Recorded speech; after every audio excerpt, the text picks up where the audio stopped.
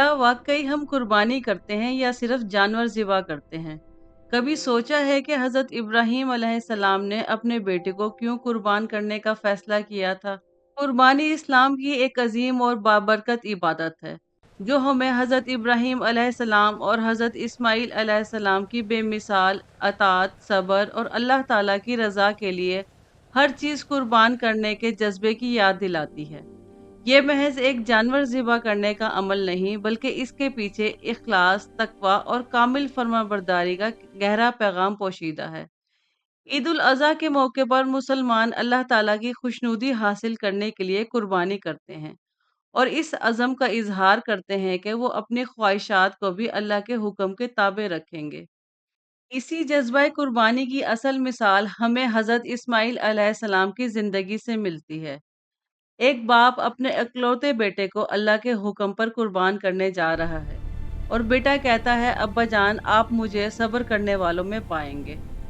हज़रत इब्राहीम अलैहिस्सलाम के बड़े बेटे हज़रत इस्माईल अलैहिस्सलाम थे और हज़रत हाजरा के बतन से पैदा हुए थे। अल्लाह ताला के हुक्म से इब्राहीम अलैहिस्सलाम इन्हें और उनकी वालदा को एक वीरान वादी में छोड़ आए, जो बाद में मक्का मुअज़्ज़मा बना और आज आलम इस्लाम का कबीला है।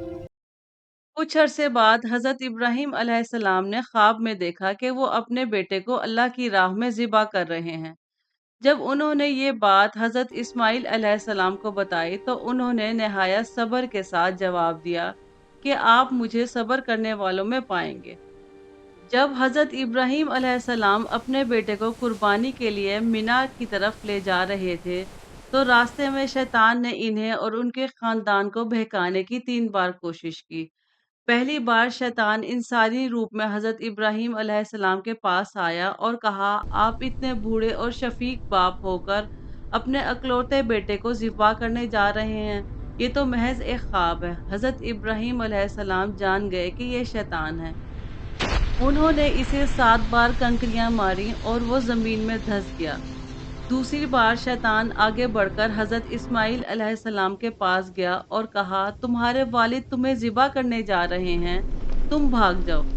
हज़रत इस्माईल अलैहिस्सलाम ने फरमाया, अगर ये मेरे रब का हुक्म है तो मैं राज़ी हूँ। उन्होंने भी शैतान को 7 कंकरियां मारी। तीसरी बार शैतान हज़रत हाजरा अलैहिस्सलाम के पास गया और कहा, अपने शौहर को रोको, वो तुम्हारे बेटे को ज़िबा करने ले गए हैं। उन्होंने जवाब दिया, अगर अल्लाह का हुक्म है तो हम इस पर कुर्बान हैं। उन्होंने भी इसे 7 कंकरियां मारी। हज के दौरान जो हाजी जुमरात शैतान को कंकरियां मारते हैं, वो इसी वाक़े की यादगार है, जिसे रमी कहा जाता है। जब हज़रत इब्राहीम अलैहिस्सलाम ने हज़रत इस्माईल अलैहिस्सलाम को पेशानी के बल लिटाया, तो हज़रत इस्माईल अलैहिस्सलाम ने फरमाया, अब्बा जान मेरी आंखों पर पट्टी बांध दें, ताकि आपकी मोहब्बत अल्लाह के हुक्म के आड़े ना आए, और अपने कपड़े समेट लीजिए ताकि मेरा खून आप पर ना गिरे। हज़रत इब्राहीम अलैहिस्सलाम ने अपनी आंखों पर पट्टी बांधी और पूरी ताकत से हज़रत इस्माईल अलैहिस्सलाम के गले पर चाकू चलाया। अल्लाह ताला के हुक्म से चाकू ने अपना काम करना छोड़ दिया और हज़रत इस्माईल के गले पर एक खराश तक ना आई। उसी लम्हे अल्लाह पाक ने हज़रत जिब्राईल अलैहिस्सलाम के ज़रिए जन्नत से एक सेहतमंद मेंढा भेजा। हज़रत जिब्राईल अलैहिस्सलाम ने फरिश्तों की रफ्तार से आकर हज़रत इस्माईल अलैहिस्सलाम को छुरी के नीचे से हटाकर वहाँ मेंढा रख दिया। जब हज़रत इब्राहीम अलैहिस्सलाम ने अपनी आंखों से पट्टी हटाई तो उन्होंने देखा कि उनका बेटा हज़रत इस्माईल अलैहिस्सलाम मुस्कुरा रहे हैं और पास ही एक ज़िबाशुदा मेंढा पड़ा है। उस वक्त आसमान से आवाज़ आई, ऐ इब्राहिम, तुमने अपना ख्वाब सच कर दिखाया। हम नेक लोगों को ऐसा ही सिला देते हैं। इसी वाक़ये की याद में हर साल मुसलमान ईद उल अज़हा पर कुर्बानी करते हैं।